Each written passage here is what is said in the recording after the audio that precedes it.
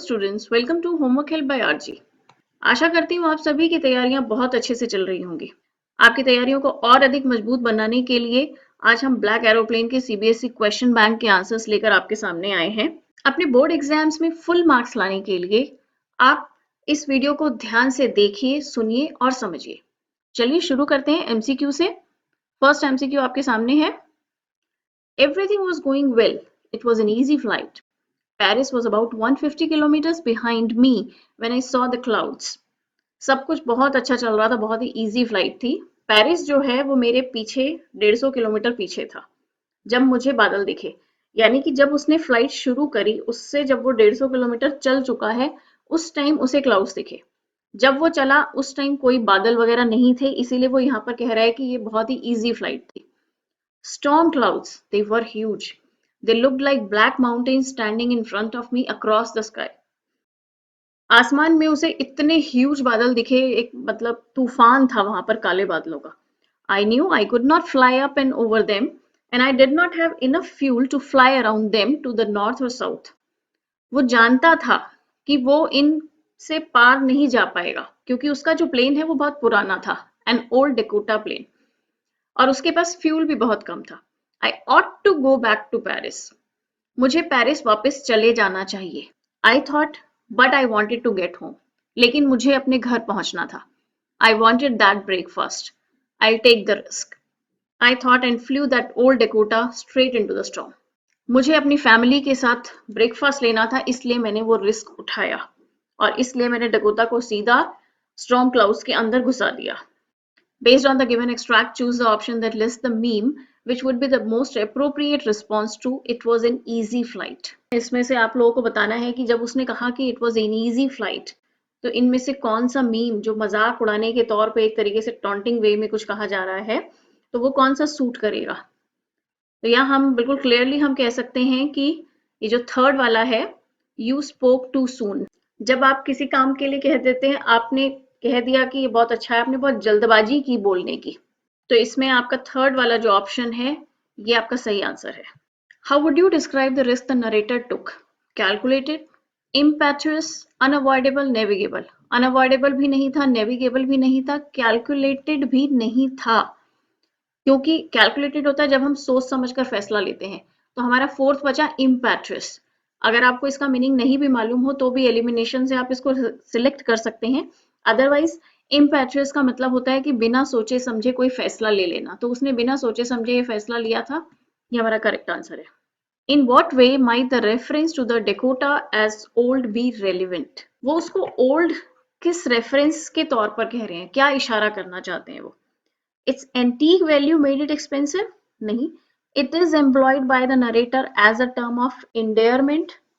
क्या वो वैसे ही उसके प्रति बहुत ज्यादा वो उसकी पुरानी चीज है, उससे प्यार करता है, इसलिए वो ऐसा कह रहा है? No. It did not have enough fuel to fly around the storm clouds. उसमें फ्यूल की कमी थी इसलिए नहीं. Its ability to negotiate the storm clouds might have been suspect. D is the correct answer. कि उसे ये लग रहा था कि ये जो प्लेन है इसमें इतनी एबिलिटी नहीं है कि वो स्टॉर्म क्लाउड्स को चीरता हुआ वहां से निकल जाए। Question fourth, read the statements given below and then select the option that best describes the given statements. 3 statements हमें दी गई हैं और हमें उसके बाद ABCD ऑप्शन है। हमें ये बताना है कि ये जो तीनों स्टेटमेंट्स है इसमें से कौन सी ट्रू है और कौन सी फॉल्स है। फर्स्ट स्टेटमेंट सुनिए। The narrator's desire to reach home and see his family made him complacent. Narrator की जो इच्छा थी कि वो अपने घर पहुंच जाए, तो इसकी वजह से वो कॉम्प्लासेंट हो गया। कॉम्प्लासेंट का मतलब होता है सेल्फ सेटिस्फाइड या आगे आने वाली परेशानियों या खतरों के बारे में ना सोचना। वो अपने आप में बड़ा कॉन्फिडेंट था कि मैं फटाफट से वहां पहुंच जाऊंगा, बीच में कोई परेशानी आ ही नहीं सकती। लेकिन ऐसा कुछ हमें लेसन में नहीं कहा गया है। तो हम सेकेंड स्टेटमेंट को देखते हैं। The narrator was unaware of the threat that the adversarial storm clouds presented. वो अब अनअवेयर नहीं था, वो जागरूक था। उसे मालूम था कि स्टॉर्म क्लाउड्स आ गए हैं और इससे परेशानी हो सकती है। तो ये वाली जो हमारा सेकेंड स्टेटमेंट है ये फॉल्स होनी चाहिए, इसके लिए हम श्योर हैं। थर्ड स्टेटमेंट को देखते हैं। The narrator's decision making was quick but irresponsible as well as dangerous. Narrator ने एकदम तुरंत ही फैसला लिया, लेकिन उसने जो फैसला लिया वो एक इररिस्पॉन्सिबल फैसला था, क्योंकि वो बहुत रिस्की उसने डिसीजन लिया जो कि उसके लिए डेंजरस था। तो ये स्टेटमेंट ट्रू है। तो हम फर्स्ट वाली के लिए हमें कोई श्योरिटी नहीं है, इसलिए हम कहेंगे statement 1 can not be inferred and statement 2 is false and statement 3 is true. Statement 1 can not be inferred का मतलब हम उसके बारे में कुछ नहीं कह सकते surely. Select the correct option to fill in the blanks below. As risk is too risky, तो दूसरा कौन सा पेयर बेस्ट सूट होगा यहाँ पर? रिस्क और रिस्की, इसको ध्यान से समझिए। रिस्क एक नाउन है और रिस्की एक एडजेक्टिव है, तो इसी टाइप का पेयर हमें चूज करना है। Danger, dangerously, hazard, hazardous, peril, imperilled, caution, precaution. Caution precaution बिल्कुल अलग ही हो गया, उसको हटा दो। पेरिल इम्पेरिल्ड को भी हटा दो। ए और बी में ज्यादातर स्टूडेंट्स को कंफ्यूजन होगी कि ये वाला हमने क्यों चूज किया है। डेंजर और डेंजरसली, डेंजर का एडजेक्टिव क्या होता है? डेंजरस। डेंजर मतलब खतरा, डेंजरस मतलब खतरनाक, और डेंजरसली खतरनाक तरीके से किया गया। स्टंट वॉज परफॉर्म्ड डेंजरसली, जबकि हमें जो है ऊपर एडजेक्टिव चाहिए, और हजार्ड और हजार्डस में हजार्ड नाउन है, हजार्डस एडजेक्टिव है। The gas leakage can be hazardous for the workers, तो इसलिए हमारा बी ऑप्शन यहाँ पर करेक्ट होगा। हजार्ड एंड हजार्डस, इसमें नाउन और एडजेक्टिव वाली हमारी जो रिक्वायरमेंट है वो फुलफिल हो रही है। इसमें आप ध्यान रखिएगा कि आपको डेंजर और डेंजरसली नहीं चूज करना है। सेकेंड एमसीक्यू लेते हैं। I was safe, I turn to look for my friend in the black aeroplane but the sky was empty. Narrator ने बिल्कुल सेफली लैंड कर लिया था और उसने इधर उधर देखा कि ब्लैक एरोप्लेन और उसका पायलट कहाँ है, लेकिन उसे कोई नहीं दिखाई दिया। The black aeroplane was gone. I could not see it anywhere. I landed and was not sorry to walk away from the old Dakota near the control tower. Old Dakota को वहीं छोड़कर मैं कंट्रोल टावर की तरफ बढ़ा. I went and asked a woman in the control center where I was and who the other pilot was. कि दूसरा pilot कौन था? I wanted to say thank you. She looked at me very strangely and then laughed. उस lady ने मेरी तरफ बड़े ही अजीब ढंग से देखा और हंसने लगी. Another aeroplane? Up there in this storm? No other aeroplanes were flying tonight. Yours was the only one I could see on the radar. So who helped me? Lady ने हंसकर उससे कहा कि दूसरा कौन सा एरोप्लेन था? सिर्फ तुम ही उड़ रहे थे और कोई नहीं था, रडार पर कोई नहीं दिखा. तो इसलिए मैं बड़ा हैरान था कि दूसरा इंसान कौन था, वो ब्लैक एरोप्लेन कहाँ से आया जिसने मेरी मदद की. Select the option that correctly tracks the progression of emotions experienced by the narrator in the given extract. इस वाले पैराग्राफ में आपको ये बताया गया है कि नरेटर जो है बहुत से एक्सपीरियंसेस से गुजरता है. कभी वो डरा हुआ है, कभी एक्साइटेड है, कभी वो अनसर्टेन है, कभी थैंकफुल है. तो वो इमोशंस यहाँ पर दिए गए हैं और आपको उनको सीरियल ऑर्डर में लगाना है. इन इमोशंस को पढ़ते ही आपको पता लग जाएगा कि इनमें बहुत ज्यादा डिफरेंस नहीं है, बड़े सिमिलर लग रहे हैं, जैसे एक्साइटेड, रिलीव्ड, सरप्राइज्ड, कंफ्यूज्ड. तो इसको हम हर किसी के फर्स्ट इमोशन से लेते हुए चलेंगे. जैसे हमने देखा सबसे पहले में एक्साइटेड, रिलीव्ड, ऑप्टिमिस्टिक और ट्रायम्फेंट. अब देखिए वो ये कह रहा है कि मैं वहां पर सेफ था और मैं अपने फ्रेंड को देखने के लिए मुड़ा, तो वो वहां पर एक्साइटेड था कि वो सेफली लैंड हो गया. रिलीव्ड भी हो सकता है कि उसे चैन की सांस आई कि चलो आराम से मैं लैंड कर गया. ऑप्टिमिस्टिक भी हो सकता है. ट्रायम्फेंट नहीं था वो. ट्रायम्फेंट का मतलब होता है एक जीत की खुशी मनाना. तो इसलिए ऑप्शन डी को हम यहीं पे ही काटा मार देते हैं. अगला हम लेते हैं सरप्राइज्ड. सरप्राइज्ड वो था क्योंकि वो हैरान था कि किसने उसकी मदद की.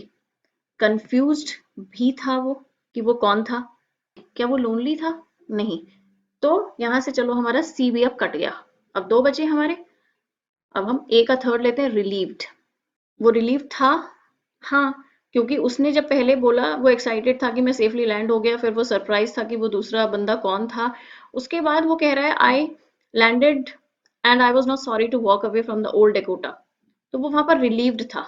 उसके बाद हमारा सी इसमें है curious.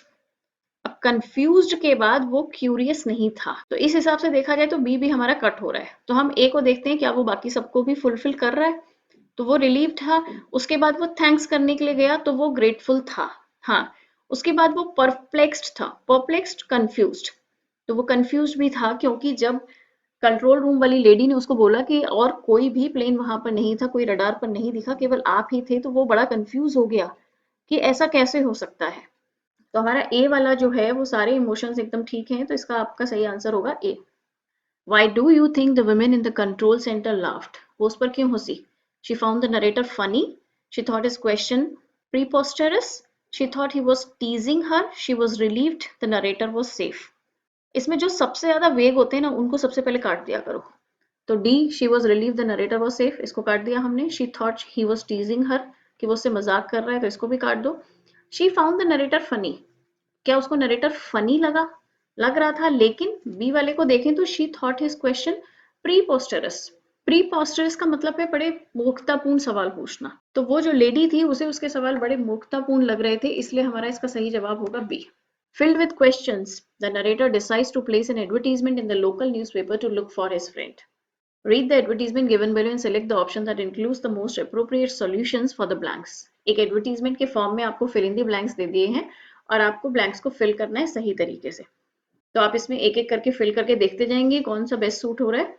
Looking for a pilot of a black aeroplane who, first को देखते हैं, who guided an old Dakota out of storm clouds late last night.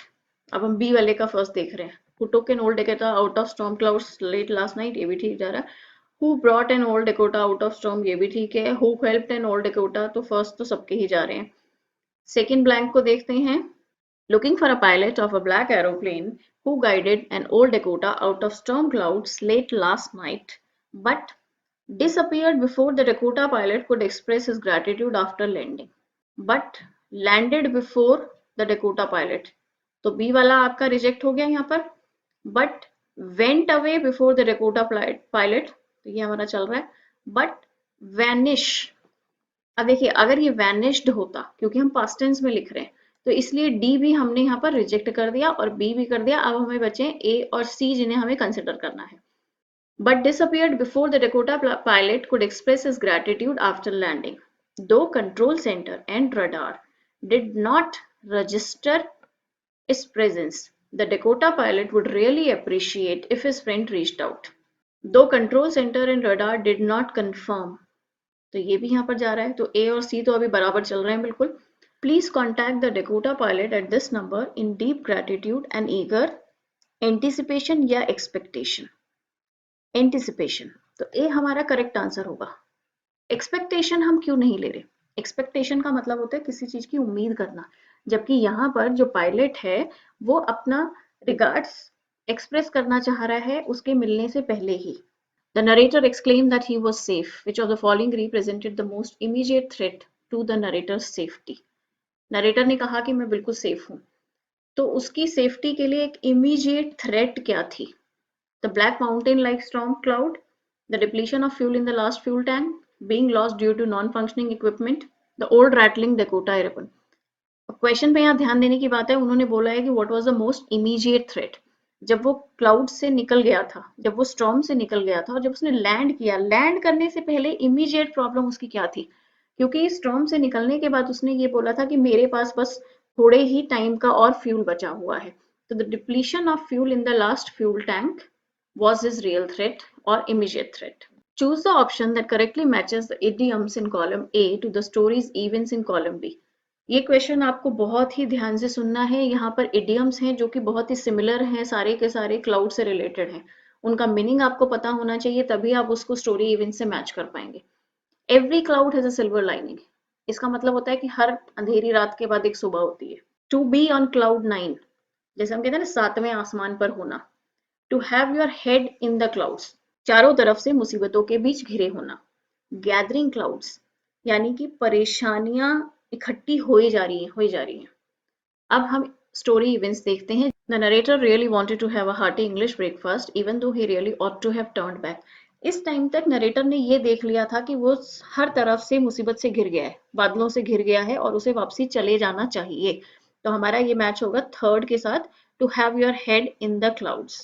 The man in the other plane waved at the narrator and asked him to follow closely, drawing him out. दूसरे plane वाले pilot ने उसको इशारा किया हाथ से कि मेरे पीछे पीछे आओ, और इस तरीके से वो उसको तूफान से बाहर निकाल कर ले गया। तो यहाँ पर हम इसको कह सकते हैं every cloud has a silver lining, कि इतने वो तूफान में घिरा हुआ था, कंपास भी काम करना बंद हो गया था, लेकिन उसके बाद उसको एक उम्मीद की किरण आखिरकार दिखाई ही दे गई। The compass and other instruments stopped working. The radio was dead too. यानी कि हर तरफ से मुसीबत ही मुसीबत आई जा रही थी, तो ये आपका होगा गैदरिंग क्लाउड्स। अब बचा एक, and there it was the well lit runway an airport the narrator could safely land. जब उसने देखा कि अरे मुसीबतों से निकल गया हूँ, अब तो रनवे भी दिखाई दे रहा है, तो सोचा मैं तो अब 7वें आसमान पर पहुंच गया और मतलब मेरी खुशी का ठिकाना नहीं रहा, टू बी ऑन क्लाउड 9। तो इन सब के हिसाब से हमारा आंसर बैठता है डी। चलिए 20 to 30 वर्ड्स क्वेश्चन आंसर करते हैं। अगर आपने एक बार लेसन को बहुत अच्छे से पढ़ा हुआ है और एमसीक्यू कर लिए हैं, तो उसके बाद आपको कोई भी क्वेश्चन के आंसर लिखने में कोई परेशानी नहीं होगी। How would you describe the mood of the story black aeroplane as it begins? जब कहानी की शुरुआत होती है तो कहानी का मूड कैसा है? बहुत बढ़िया मूड है, नरेटर बहुत खुश है और मौसम बिल्कुल साफ है और बस वो अपने इंग्लैंड वाले घर पे पहुंचने की कोशिश कर रहा है। वो सोचता है कि बहुत इजीली सब कुछ हो जाएगा।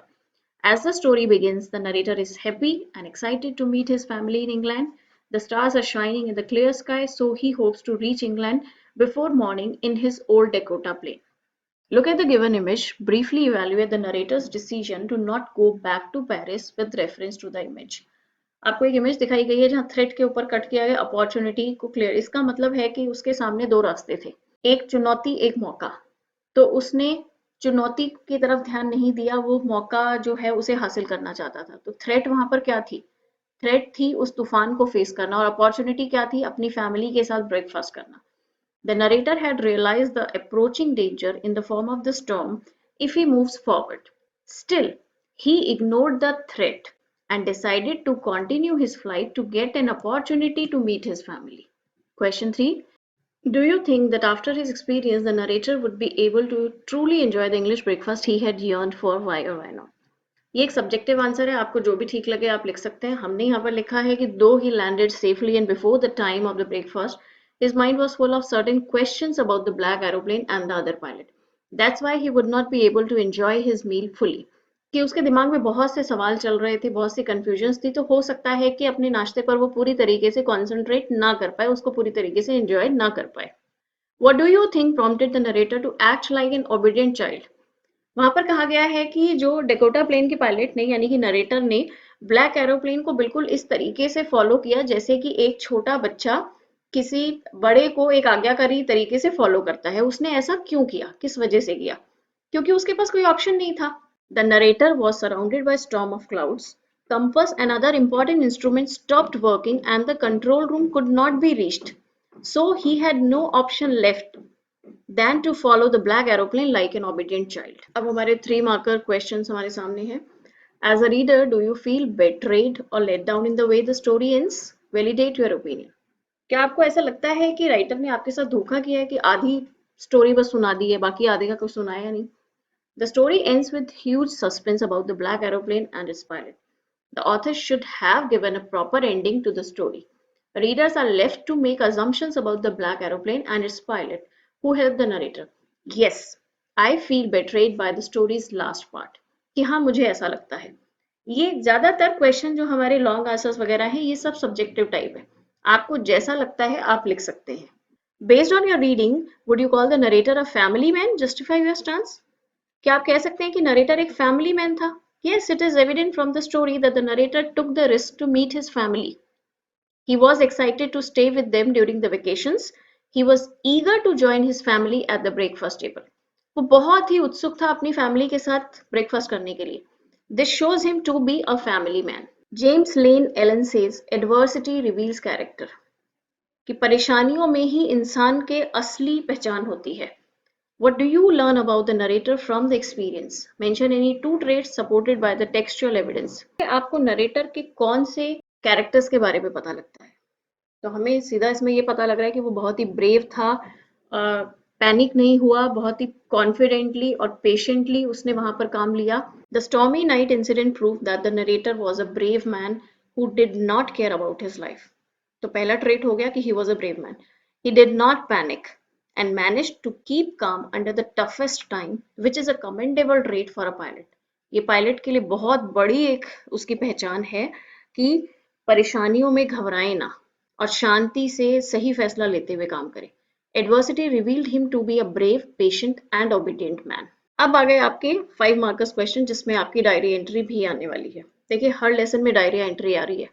Imagine that the narrator shared his story with friends and family once he got home.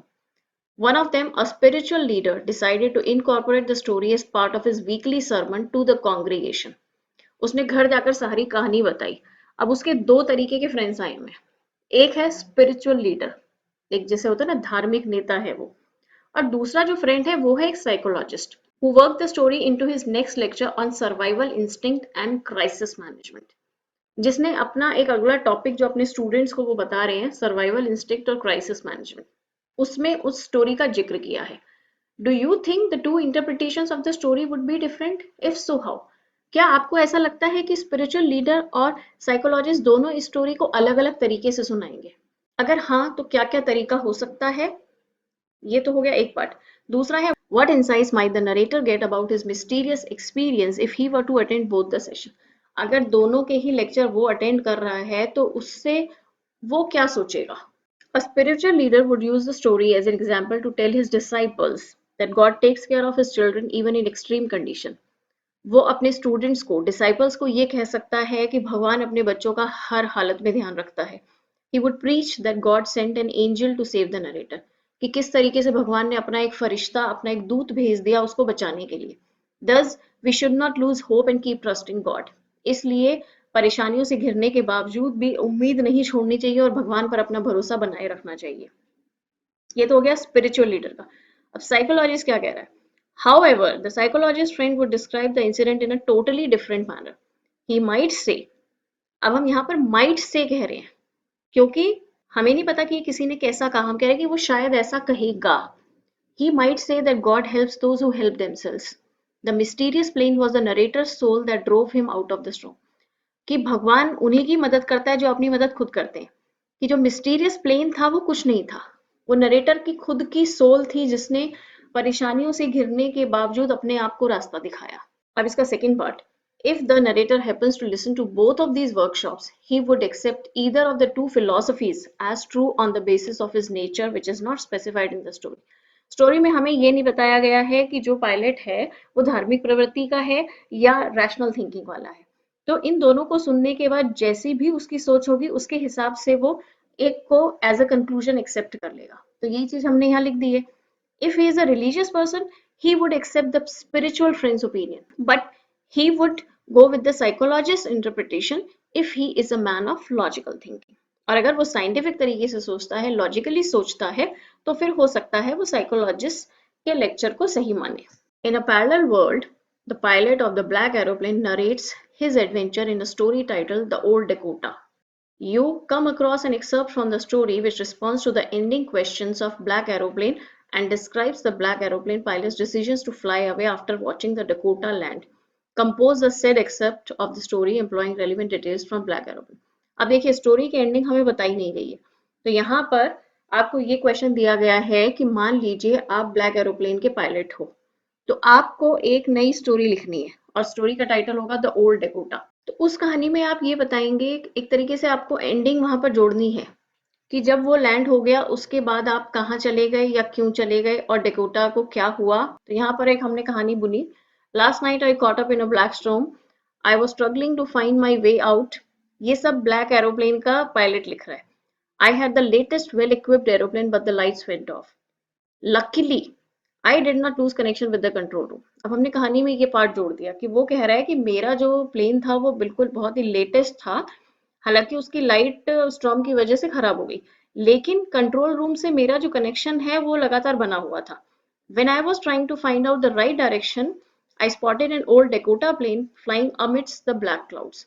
और इसलिए कंट्रोल रूम की मदद से जब मैं बाहर आने की कोशिश कर रहा था तो मैंने बीच रास्ते में देखा कि एक डेकोटा प्लेन जो है वो तूफान में फंसा हुआ है। I followed it, and on coming closer, I waved at the other pilot to follow me, and he did obediently. Almost half an hour later, the runway was visible. और थोड़ी देर के बाद जब रनवे दिखा, I continued forward whereas the Dakota landed there at the airport.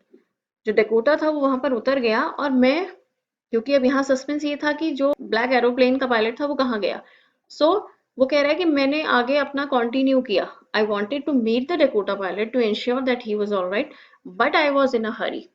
I hope he landed safely, कि मुझे बहुत जल्दी थी इसलिए उसको राह दिखाकर उसके बाद में आगे निकल गया। तो एक तरीके से स्टोरी का हमने ये सेकंड पार्ट जो है इसमें जोड़ दिया। A few days after the experience, the narrator sat with his wife and recalled a long conversation he had with his young son the day before. The narrator's son had spoken to him about his close friend Freddie and the many ways Freddie helped him. इस घटना के बहुत दिनों के बाद narrator अपनी बीवी और बच्चे के साथ वहां पर बैठा है और इस टॉपिक पर वो लोग बात कर रहे हैं।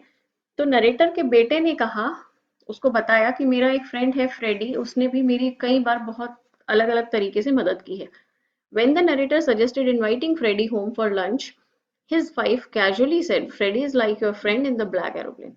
तो नरेटर ने अपने बेटे से कहा कि तुम फ्रेडी को लंच पर बुलाओ। तो वाइफ ने ऐसे ही बात चलते में कहा कि तुम ये समझो कि फ्रेडी ब्लैक एरोप्लेन वाला तुम्हारा दोस्त है।